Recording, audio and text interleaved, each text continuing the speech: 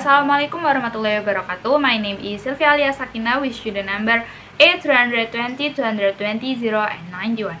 I am class E for extensive reading and I will to translate about Robinson Crusoe. Kisah Robinson Crusoe. Aku mendongak dan berterima kasih kepada Tuhan karena telah menyelamatkan hidup saya beberapa saat sebelumnya seperti tidak ada harapan. Tidak mungkin menggambarkan kegembiraan seseorang yang baru saja lolos dari kematian. Saya sendiri yang selamat, semua teman saya sudah mati. Ketika saya melihat betapa jauhnya kapal itu, saya heran bahwa saya bisa sampai ke pantai. Saya kemudian mulai melihat sekeliling saya untuk melihat tempat seperti apa yang saya berada. Kegembiraan saya meninggalkan saya. Saya basah kuyup, saya tidak punya pakaian lain, dan saya tidak punya apa-apa untuk dimakan atau diminum. Pasti aku akan mati kelaparan atau dimakan binatang buas. Saya tidak punya senjata untuk berburu makanan atau membela diri. Untuk beberapa saat saya berlari, gemetar, dan menangis. Malam pun tiba. Aku berjalan berkeliling mencari air tawar. Ketika aku menemukan beberapa, aku segera meminum lalu memanjat pohon untuk tidur. Ketika terbangun, matahari bersinar. Ombak telah memindahkan kapal lebih dekat ke pantai pada malam hari. Aku menyadari bahwa jika kami tetap berada di kapal, kami semua akan selamat dari badai. Pikiran ini membuat air mata mengalir di wajahku. Aku melepas pakaianku dan berenang ke kapal. Aku naik di atas kapal dan melihat sekeliling. Gudang makanan kapal tidak basah. Saya membutuhkan perahu dan rakit untuk membawa barang-barang kembali ke pantai. Ada beberapa potongan kayu besar di kapal. Aku melemparkan mereka ke laut lalu melompat ke dalamnya dan mengikat mereka semua dengan tali. Dengan cara ini, banyak waktu dan tenaga. Aku telah membuat rakit. Kemudian, mengisi rakit dengan makanan, pakaian, peralatan, senjata, dan peluru. Semuanya dikemas dalam kotak kayu. Aku naik ke rakit dan kembali ke pantai. Tidak jauh dari tempatku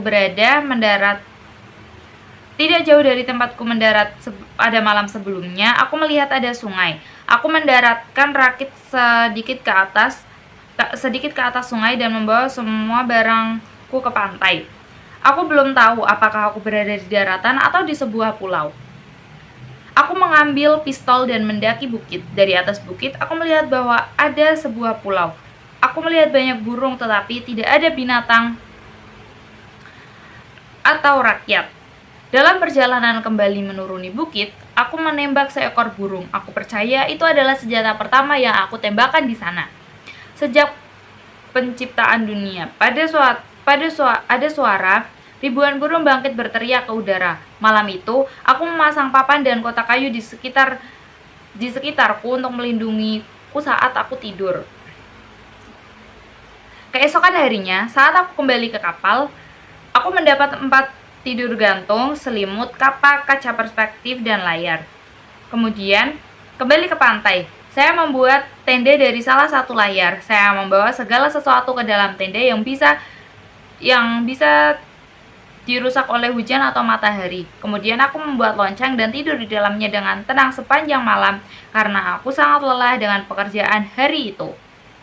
Aku memiliki toko terbesar, aku yakin, yang pernah disiapkan untuk 1 orang. Namun, aku tidak puas, kapal belum pecah, dan aku pikir aku harus mendapatkan semua yang aku bisa. Setiap hari, aku pergi ke kapal dan membawa lebih banyak barang. Aku membawa roti, rum, gula, dan banyak barang lainnya kembali ke tenda.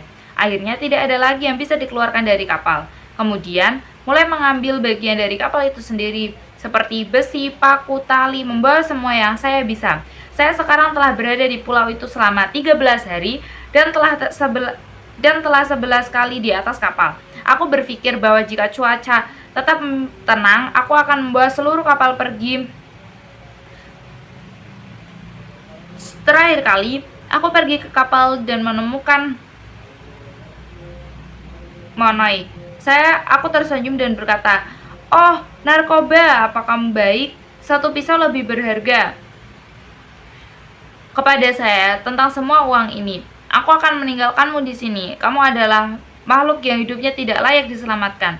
Namun setelah dipikir-pikir, aku mengambilnya. Kemudian awan menutupi langit dan angin yang mulai bertiup. Aku pulang ke tenda. Di sana, aku berbaring dengan semua kekayaan yang aku punya di sekitarku dengan aman. Ada badai yang buruk malam itu. Di pagi hari, kapal itu pergi. Sekarang, aku mulai berpikir untuk melindungi diriku dan orang liar dari binatang buas. Aku ingin membangun rumahku di tempat yang dekat dengan sumber air bersih. Itu harus terlindung dari sinar matahari. Itu harus aman dari serangan. Akhirnya aku menghadap ke laut, sehingga aku bisa melihat kapal kapanpun mendekat ke pulau itu. Aku masih berharap untuk menjadi penyelamat. Aku menemukan radatar kecil di sisi bukit. Ada tebing di belakangnya, sehingga tidak ada yang bisa menyerangku dari belakang. Di depan bukit, turun ke pantai. Letaknya di sisi utara bukit, sehingga terlindung dari sinar matahari sepanjang hari. Aku membangun tenda di samping tebing itu. Lalu, aku membangun yang tinggi, kuat, pagar kayu berbentuk setengah lingkaran mengelilingi bagian depan tenda. Aku membuat tangga. Ketika aku berada di dalam, aku bisa membuat tangga setelahnya. Dengan cara ini, manusia maupun binatang tidak bisa masuk ke rumahku. Butuh banyak waktu dan tenaga untuk membawa semua barang masuk ke dalam. Kemudian, aku mulai menggali teluk kecil di tebing di belakang tenda, karena aku membutuhkan tempat untuk menyimpan properti. Setelah badai besar, aku takut dengan petir yang menyambar kotak besar bubuk mesin. Oleh karena itu, aku membuat banyak kotak kecil dan memasukkannya bubuk mesin ke dalam itu. Ini saya sembunyikan di tempat yang aman dari petir. Setiap hari, aku pergi berburu. Ada kambing di pulau itu, saya menembak seekor kambing betina yang memiliki anak kecil di sampingnya.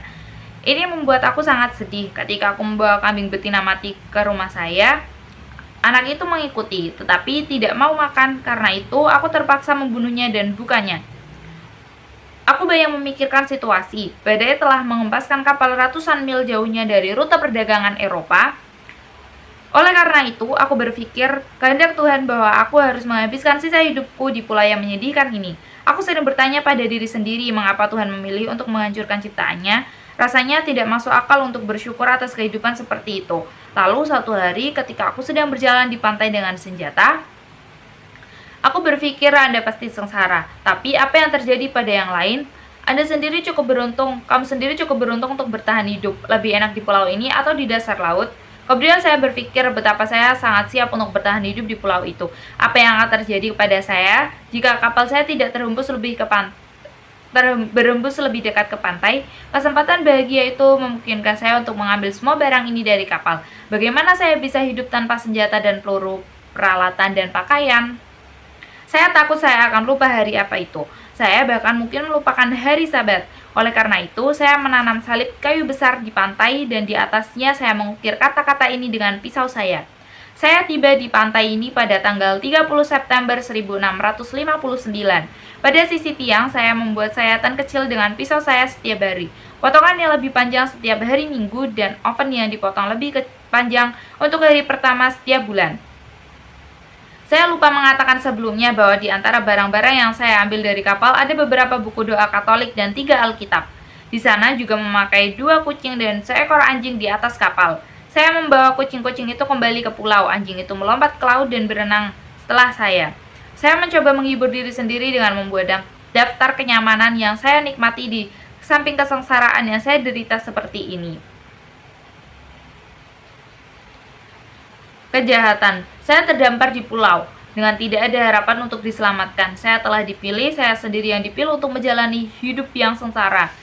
Aku terpisah dari orang-orang tanpa masyarakat. Saya tidak punya pakaian untuk menutupi diri saya tidak punya sarana untuk mempertahankan diri dari serangan manusia atau binatang, saya tidak punya jiwa untuk diajak bicara. Bagusnya, saya hidup dan tidak tenggelam, seperti orang-orang lain di kapal itu, tetapi saya juga dipilih untuk bertahan hidup dan dia yang menyelamatkan saya dapat melepaskan saya dari kondisi ini. Tapi aku tidak kelaparan, ada makanan di pulau itu, cuacanya panas dan saya tidak butuh pakaian. Tapi saya tidak melihat binatang buas di pulau ini. Bagaimana jika saya telah karam di pantai Afrika, di mana saya melihat singa dan macan tutul? Tetapi Tuhan mengirim kapal itu cukup dekat ke pantai sehingga saya dapat memenuhi banyak hal untuk diri saya sendiri. Ini menunjukkan kepada saya dengan jelas bahwa bahkan dalam kondisi yang paling menyedihkan pun ada hal yang patut untuk disyukuri. 30 September 1659. Robinson Crusoe yang malang dan malang itu karam di dekat pantai Pulau Malang ini. Yang pertama disebut adalah Pulau Keputusasaan. 1 Oktober hingga 20 Oktober, aku menghabiskan waktuku untuk mengeluarkan semua yang saya bisa dari kapal. sering hujan selama akhir-akhir hari ini adalah musim hujan. 25 Oktober, hujan turun sepanjang siang dan malam, cuaca buruk, kapal pecah menjadi berkeping-keping. Aku menghabiskan hari ini menyembunyikan barang-barangku dari hujan. 26 Oktober sampai 30 Oktober, aku menemukan tempat untuk membangun rumahku sendiri dan bekerja sangat keras membawa semua properti ke tempat ini. 31 Oktober, aku keluar membawa senjata untuk mencari makanan. Aku menembak 2 kambing. 1 November, aku mendirikan tenda dan tempat tidur gantung. 2 November, aku memasang kotak dan papan kayu untuk membentuk pagar sekitar tendaku. 3 November, aku keluar dengan senjataku dan membunuh 2 burung yang merupakan makanan yang sangat enak. Sore harinya, aku mulai membuat sendiri sebuah meja. November tanggal 4, pagi ini saya mulai merencanakan waktu saya. Setiap pagi setelah itu saya akan berjalan keluar dengan senjata saya selama 2 atau 3 jam jika tidak hujan. Saya bekerja sampai sekitar jam 11, lalu saya makan. Dari jam 12 ke jam 2 siang, saat itu sangat panas, saya pun akan tidur. Sore harinya saya akan bekerja lagi. November tanggal 5, hari ini saya keluar dengan pistol dan anjing saya. Aku membunuh kucing liar, kulitnya lembut, tapi tidak bisa dimakan dagingnya. Aku menguliti setiap makhluk yang aku bunuh dan aku simpan kulitnya. November 6, saya menyelesaikan meja saya tetapi tidak puas dengan itu. 7 November, sekarang cuaca mulai menyenangkan. Dari tanggal 7 hingga 12, aku bekerja membuat kursi untuk diriku sendiri, kecuali yang ke-11 yang merupakan hari Minggu. Aku tidak puas dengan kursi itu. Catatannya, saya segera lupa hari apa itu hari Minggu karena lupa buat potongan yang lebih panjang. 13 November, hari ini hujan turun yang menyejukkan bumi dan menyegarkanku. Ada guntur dan kilat yang mengerikan. Saya memutuskan untuk memisahkan bubuk ke dalam banyak kotak kecil dan menyimpannya jauh satu sama lain. November 14, 15, dan 16, saya menghabiskan 3 hari ini menghasilkan sedikit kotak untuk bedak saya. Pada suatu hari, saya membunuh seekor burung besar yang enak untuk dimakan, tapi saya tidak tahu namanya. November 17, hari ini saya sudah mulai menggali batu di belakang tenda untuk membuat gua tempat menyimpan barang-barangku. Catatannya, aku membutuhkan 2 hal untuk pekerjaan ini, kapak dan sekop. Saya menghentikan pekerjaanku untuk membuat alat-alat ini, kemudian membuat beliung dari potongan-potongan pelepah yang aku ambil dari kapal, tetapi aku tidak tahu cara membuat sekop. November 18, di dalam hutan aku menemukan sebuah pohon besi. Disebut demikian karena kayunya sangat keras. Dengan susah payah, aku memotong kayu ini, membawanya pulang dan mengukirnya menjadi bentuk sekop. Pembuatan alat ini memakan waktu 4 hari. November 23, saya mulai mengerjakan gua lagi dan bekerja untuk 18 hari. Pada akhir waktu itu, gua itu cukup besar untuk menyimpan semua barangku. 10 Desember, tepat ketika saya menyelesaikan gua saya, atapnya runtuh di ketakutan ini. Aku berada di dalam pada saat itu dan aku melakukannya telah dibunuh. Saya melakukan semua tanah yang jatuh dan membangun alat peraga untuk menahan atap agar tidak jatuh lagi. 17 Desember, hari ini, tanggal 27, aku membangun rak. 20 Desember, aku membawa semua hartaku ke dalam gua dan membereskan semuanya. 24 Desember, hujan sepanjang siang dan malam sehingga aku tidak bisa pergi kemana-mana. 25 Desember, hujan sepanjang hari. 26 Desember, tidak ada hujan, bumi jauh lebih dingin dari sebelumnya. 27 Desember, saya membawa pulang kambing yang terluka itu dan merawatnya. Itu hidup dan tumbuh dengan besar. Itu memakan rumput di sekitar rumah saya dan tidak mau pergi. Memberi saya ide untuk mengembangbiakan kambing agar mereka tumbuh jinak dan memberi saya makanan ketika bubuk mesin habis. 3 Januari sampai 14 April, saya membangun benteng di sekitar rumah saya. Saya memotong cabang dari pohon dan menanamnya jauh di dalam tanah. Setelah beberapa lama, mereka mulai tumbuh sehingga pagar saya terlihat alami. Bagian ketiga, Tuhan Pulau. Suatu hari, saya menemukan di antara barang-barang saya di sebuah tas kecil itu pernah menyimpan biji-bijian di atas kapal kami. Kami memutuskan untuk menggunakannya untuk menyimpan bedak saya. Jadi saya mengocoknya di dekat batu di luar rumah saya. Tak lama kemudian hujan datang. Sebulan kemudian saya melihat beberapa tanaman muda tumbuh di sana. Saya sudah lupa semua tentang tas gandum. Ketika tanaman tumbuh, saya terkejut melihat bahwa beberapa adalah jelai Inggris kami dan yang lainnya adalah beras. Sampai saat ini saya memiliki sedikit gagasan tentang agama. Saya memikirkan semua yang telah terjadi pada saya sebagai kebetulan. Ketika aku melihat jelai Inggris tumbuh di sana, aku pikir itu adalah keajaiban. Tuhan punya membuatnya tumbuh di sana untuk menghiburku. Pikiran ini membuat saya menangis. Kemudian saya ingat mengocok tas itu sampai di tempat sebelum hujan turun. Ini menenangkan pikiran saya. Aku pikir biji-bijian tumbuh di sana secara kebetulan, jadi aku merasa kurang bersyukur kepada Tuhan. Tapi saya seharusnya bersyukur karena peluang tumbuhnya biji-bijian di sana sangat kecil. Secara kebetulan, 10 atau 12 butir jelai dan beras tertinggal di dasar tas. Secara kebetulan, saya telah mengguncang tas di bawah naungan batu di mana terlindung dari sinar matahari. Aku dengan hati-hati menyimpan biji-bijian untuk ditanam lagi, berharap tumbuh cukup untuk memberi saya roti. 16 April, saya menyelesaikan tangga saya. Dengan ini saya bisa memanjat pagar. Pagar itu sekarang tebal dan tinggi. Dari luar, rumah itu tidak terlihat. Akhirnya saya selamat dari serangan manusia atau bualan. Keesokan harinya, bumi jatuh dari atap gua dan bukit di atasnya. Saya berpikir bahwa gua saya runtuh seperti yang telah terjadi sebelumnya. Saya memanjat pagar karena takut terkubur hidup-hidup. Begitu berada di luar, saya menyadari bahwa itu adalah gempa bumi. Saya takut bukit itu akan menimpa tenda saya dan akan mengubur semua barang saya. Aku duduk di tanah, merasa sengsara. Angin bertiup kencang dan terjadilah badai besar. Itu berlangsung selama 3 jam. Saat itu, aku duduk di tanah, ketakutan dan sengsara, tetapi saya tidak pernah memiliki satu pemikiran religius yang serius.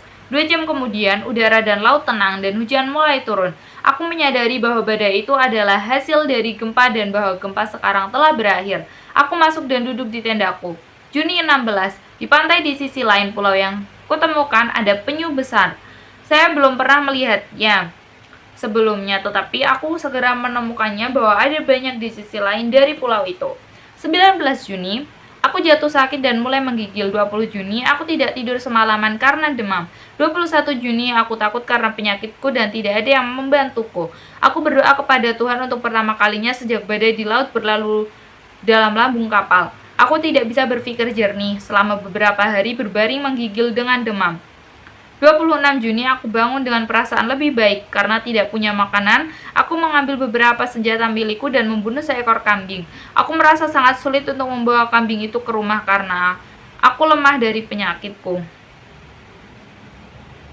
27 Juni, aku jatuh sakit lagi dan berbaring di tempat tidur sepanjang hari tanpa makanan atau minum. Aku mencoba berdoa kepada Tuhan, tetapi yang aku katakan hanyalah, "Tuhan, kasihanilah aku," berulang kali. Saya tertidur dan mengalami mimpi buruk. Aku bermimpi bahwa aku sedang duduk di tanah di luar rumahku. Aku melihat seorang pria turun dari langit. Dia berpakaian api dan ditahan dengan tombak di tangannya. Ketika dia mendarat di tanah di depanku, bumi bergetar. Dia bergerak ke arahku untuk membunuhku, lalu dia berkata, "Karena kamu tidak bertaubat, sekarang kamu akan mati." Saya terbangun ketakutan. Sayang, saya tidak memiliki pengetahuan agama. Apa yang ayah saya ajarkan kepada saya semuanya telah dilupakan dalam 8 tahun kehidupan seorang pelaut yang jahat. Jiwaku bodoh, itu tidak menginginkan kebaikan, itu tidak takut kejahatan. Melalui semua kemalangan saya tidak pernah berpikir bahwa mereka mengenakan hukuman yang adil untuk dosa-dosa saya. Saya telah bertindak seperti binatang dibimbing oleh nafsuku. Ketika beras dan jerai tumbuh, saya memiliki momen pemikiran religius yang serius, tetapi itu berlaku ketika saya menemukan bahwa itu bukanlah keajaiban. Sekarang, untuk pertama kalinya, saya mulai serius bertaubat dari kehidupan saya yang penuh dosa. Saya melihat kondisi saya bukan sebagai kemalangan sederhana, tetapi sebagai hukuman dari Tuhan yang adil. Pikiran-pikiran ini membuat saya menangis. Aku teringat kata-kata ayahku. Dia telah mengatakan itu. Jika saya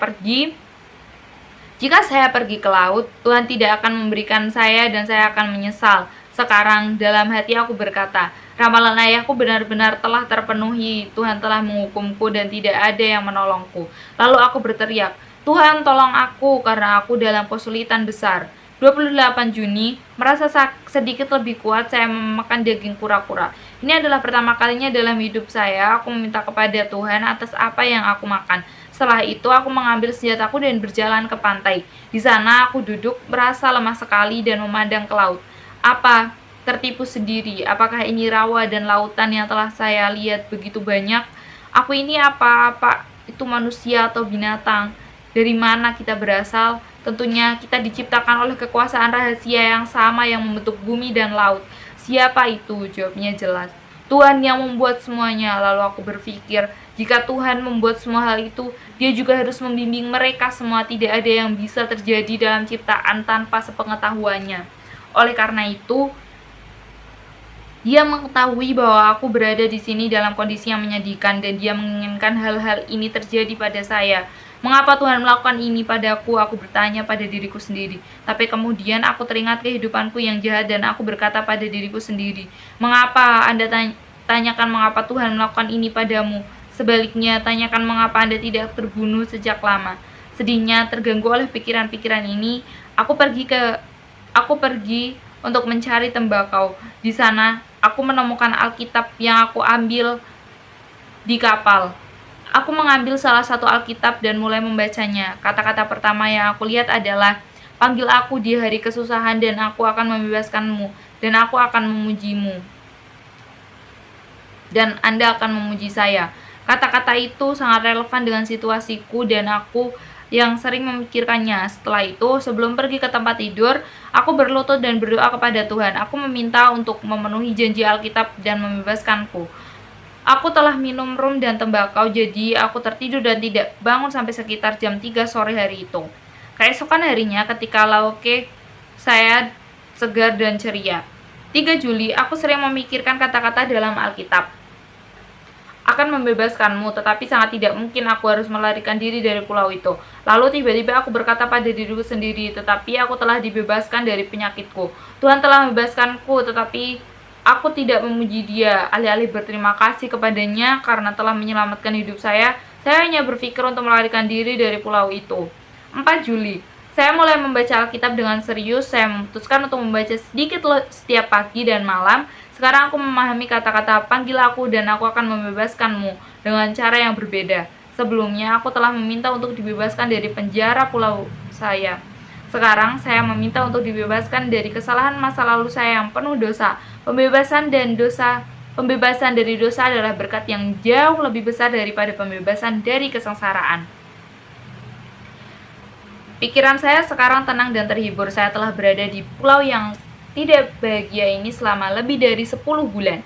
Saya percaya bahwa tidak ada manusia yang pernah datang ke sini sebelumnya. Saya adalah penguasa seluruh pulau. Jika saya suka, saya bisa menyebut diri saya raja atau kaisar. Aku punya cukup kayu dan membuat 20 kapal. Cukup makanan untuk satu pasukan, namun jika saya tidak dapat menggunakannya, itu tidak ada nilainya bagi saya. Saya sudah cukup makan, jadi sisanya tidak berguna. Saya dengan senang hati akan memberikan semua uang saya untuk membeli sedikit tinta, karena itu akan berguna. Hidup saya sekarang jauh lebih mudah dari sebelumnya. Saya lebih memikirkan tentang berkat-berkat kehidupan saya saat ini dan lebih sedikit tentang kemalangannya. Tinta saya telah hilang selama beberapa waktu, pakaianku juga usang semua. Sekarang, saya membuat pakaian untuk diri saya sendiri dari kulit kambing yang saya bunuh. Ini pekerjaan yang sangat lambat dan sulit karena saya tidak punya jarum. Cuacanya sangat panas sehingga saya bisa telanjang, namun saya tidak ingin telanjang meskipun tidak ada yang melihat saya. Saya tidak ingin telanjang karena matahari sangat terik hingga membakar kulit saya. Karena itu, saya membuat sendiri pakaian, topi, dan bahkan payung. Saya mencoba membuat perahu atau sampan untuk melarikan diri dari pulau karena pada hari yang cerah saya akan melihat daratan. Butuh waktu yang lama untuk membangun kano. Ketika selesai, itu menjadi sangat besar untuk saya pindahkan. Saya tidak bisa membawanya ke pantai, jadi saya meninggalkannya di tempat saya membangunnya. Belakangan, saya membuat perahu yang lebih kecil, tapi tidak cukup besar untuk membawa saya ke daratan. Saya menggunakannya untuk berlayar di sekitar pulau saya. Hidup saya berlanjut seperti ini selama bertahun-tahun. Itu adalah kehidupan yang teratur, penuh dengan pekerjaan yang memuji Tuhan. Saya bukannya tidak bahagia, saya adalah raja pulau saya. Saya adalah kambing, anjing, kucing, dan beberapa burung beo yang telah saya jinakkan. Tidak ada pemberontak di antara saya. Suatu hari Waktu siang, terjadi sesuatu yang mengubah hidup saya di pulau itu. Saya menemukan jejak kaki telanjang seorang pria di pantai. Aku berdiri dan melihat jejak kaki dengan takjub. Saya melihat sekeliling, tapi tidak melihat apa-apa. Saya pergi ke tempat yang lebih tinggi dan melihat lagi, tetapi tetap sama. Saya tidak melihat siapapun dan tidak ada jejak kaki lain kecuali yang itu. Saya ketakutan dan pulang ke rumah untuk menyembunyikan diri. Awalnya aku pikir itu pasti jejak kaki iblis, karena bagaimana seorang manusia bisa datang ke tempat ini. Aku kemudian mulai berpikir itu ditinggalkan oleh orang liar dari daratan. Mereka pasti datang dengan kanu dan pergi lagi. Saya sangat bersyukur bahwa mereka tidak melihat perahu saya. Betapa anehnya kehidupan manusia. Hari ini kita menginginkan apa, besok kita takut. Selama bertahun-tahun saya menginginkan masyarakat manusia. Sekarang saya ketakutan memikirkan bahwa manusia lain telah mengaturnya menginjakan kaki di pulau. Saya memikirkan kembali kata-kata dalam Alkitab, panggil aku di hari kesusahan dan aku akan membebaskanmu dan kamu akan memujiku. Saya berdoa kepada Tuhan untuk membebaskan saya dari bahaya. Setelah itu, saya membuka Alkitab saya dan membaca. Nantikan Tuhan dan bergembiralah dan Dia akan menguatkan hatimu. Meskipun kata-kata ini menghibur saya masih takut. Ketakutan akan bahaya 10.000 kali lebih menakutkan daripada bahaya itu sendiri. Saya tidak lagi percaya kepada Tuhan seperti sebelumnya. Jika saya menjaga kepercayaan saya kepada Tuhan, saya akan lebih ceria dalam kesusahan baru ini. Jejak kaki di pasir. Sekarang telah tinggal di pulau itu selama 15 tahun. Selama itu aku belum pernah melihat manusia lain, namun orang liar dari daratan jelas datang ke pulau itu, dan mereka mungkin akan datang lagi. Saya memutuskan untuk membangun pagar kedua di sekitar rumah dan menanam pohon di luarnya, sehingga tidak ada yang bisa masuk. Dalam 6 tahun, saya memiliki kayu tebal di sekitar rumah. Sekitar 2 tahun setelah saya melihat jejak kaki itu, saya merasa melihat sebuah perahu di kejauhan di bagian barat pulau. Mungkin orang liar dari daratan sering datang ke sisi pulau itu. Mungkin Tuhan telah membimbingku ke sisi timur, tempat orang biadab tidak pernah datang. Ketika saya menuruni bukit menuju pantai, saya takjub dan ngeri melihat tengkorak, tangan, dan kaki manusia yang tergeletak di atas pasir. Ada lubang di bumi tempat api dibuat di sana. Orang-orang liar mengadakan pesta tahunan dengan memakan tubuh sesamanya. Saya berpaling dari pemandangan yang mengerikan ini. Saya merasa mual dan muntah, lalu saya berlari kembali ke rumah saya. Mataku penuh dengan air mata. Saya berterima kasih kepada Tuhan bahwa telah dilahirkan sebagai manusia yang beradab. Sangat berbeda dari orang-orang biadab ini. Saya berterima kasih kepadanya atas penghiburan yang telah Dia kirimkan kepadaku. Aku berpikir mungkin aman dari orang liar. Aku telah berada di pulau itu selama 18 tahun dan aku belum pernah bertemu mereka. Aku bisa tinggal di sana dengan aman 18 tahun lagi. Jika tidak, saya memilih untuk menunjukkan diri saya kepada mereka. Selama 2 tahun setelah ini, saya tinggal dekat dengan rumahku. Kemudian, aku mulai berkeliling pulau seperti sebelumnya, tapi lebih hati-hati. Saya tidak menembakkan senjata saya karena takut orang-orang biadab mendengar tembakan itu. Untungnya, saya memiliki kambing jinakku dan bisa membunuh mereka untuk diambil dagingnya tanpa menggunakan senjata. Saya mulai berpikir siang dan malam untuk membunuh beberapa orang liar ini. Mungkin aku bisa menyelamatkan korban mereka. Aku ngeri dengan pesta mereka yang tidak manusiawi. Aku sangat marah terhadap mereka. Kadang-kadang berpikir untuk mengubur 5 atau 6 pon bubuk mesiu di bawah tempat mereka membuat api. Saat mereka menyalakan api, bubuk itu akan meledak dan membunuh mereka. Tetapi aku tidak ingin menggunakan terlalu banyak bubuk, karena saya hanya ingin memiliki sedikit yang tersisa. Kemudian, saya berpikir untuk menunggu mereka tersembunyi dari pandangan dengan senjata saya yang terisi. Di tengah pesta berdarah mereka, saya akan menembak mereka dan saya pasti akan membunuh banyak orang. Kemudian saya akan berlari ke arah mereka dengan pistol dan pedang saya. Bahkan jika ada 20 dari mereka, saya yakin bisa membunuh mereka semua. Gagasan ini sangat menyenangkan. Saya sangat memikirkannya sehingga saya mulai memimpikannya. Setiap hari selama 2 atau 3 bulan, saya berjalan ke sisi barat pulau dan melihat ke laut. Selama ini saya bersedia dan bersemangat untuk melakukan tindakan yang keterlaluan. Saya siap untuk membunuh 20 atau 30 orang biadab telanjang. Saya tidak memikirkan dosa ini. Saya tidak pernah bertanya pada diri sendiri apakah itu benar atau salah. Saya dipecat oleh kebencian saya dari kebebasan mereka yang tidak wajar. Aku lelah mengawasi mereka setiap hari. Aku mulai mempertanyakan rencanaku. Tuhan telah membiarkan mereka hidup tanpa hukuman selama berabad-abad, dan apa yang pernah dilakukan orang-orang ini kepadaku?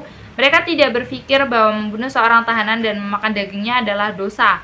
Kemudian, saya berpikir bahwa meskipun kebiasaan ini tidak manusiawi, namun demikian benar-benar tidak ada apa-apanya bagi saya. Orang-orang ini tidak merugikan saya. Jika mereka menyerang saya, maka saya mungkin memiliki hak untuk membunuh mereka. Saat ini saya tidak beresiko dan karena itu saya tidak punya hak untuk membunuh mereka. Jika saya melakukannya, saya tidak akan lebih baik dari orang Spanyol yang telah menghancurkan jutaan orang liar di Amerika. Orang-orang biadab itu tidak merugikan orang-orang Spanyol. Semua negara Kristen di Eropa mengatakan bahwa orang Spanyol kejam dan tidak wajar membunuh orang-orang itu.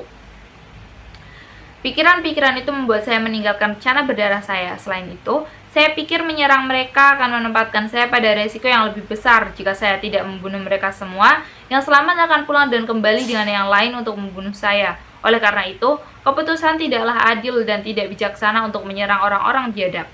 Aku bersyukur kepada Tuhan bahwa telah menyelamatkan dari melakukan dosa besar. Selama setahun setelah itu, saya tidak pernah pergi ke pantai barat kecuali sekali untuk mengambil perahu saya dan menyembunyikannya di sisi timur pulau.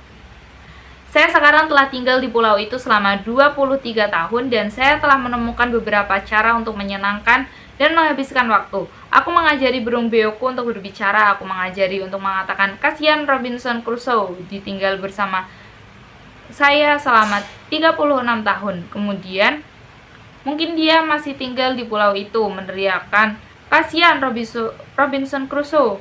Saya mungkin hidup seperti ini sampai saya mati dengan puas di usia tua, tetapi Tuhan punya rencana lain untuk saya.